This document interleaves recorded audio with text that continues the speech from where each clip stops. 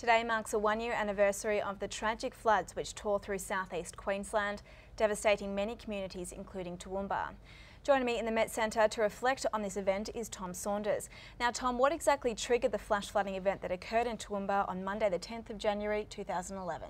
Well Hannah, leading up to those floods we had a 3-week period of nearly continuous rain across southeast Queensland, so the soil around Toowoomba was completely saturated. Then on the day of the 10th, we had a line of thunderstorms over southeast Queensland. Now, here's the radar from that day, Hannah. You can see that line of storms is sitting over Toowoomba for hours on end. Now, the city picked up at one stage 60 millimetres of rain in just 1 hour. Now, Toowoomba lies in a valley, and it's where two creeks, the East Creek and the West Creek, meet. And we had a wall of water travelling down both creeks and merging to form and move through the Toowoomba CBD.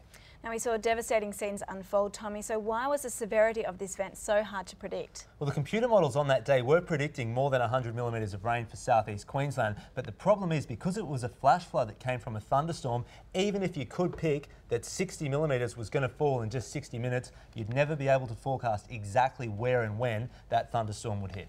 Some absolutely tragic scenes coming out of Toowoomba from this time last year.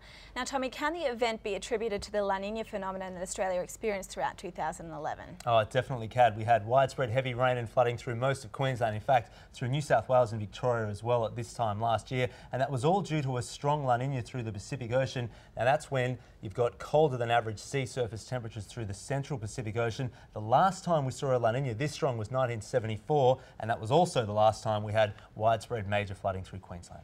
Now, for those that experience a tragedy through southern parts of Queensland, well, the memories of the day are still very raw. It wasn't just a normal event. It wasn't a 1 in 100 year event. It was just a horrific event that happened here on January the 10th in 2011. It was massive compared with anything that had happened before. Everything was wet, the gullies were running, the streams were running, so everything ran off. So we've got to learn from that, and we've got to try to handle it better in the future. Paul Antonio there from the Toowoomba City Council.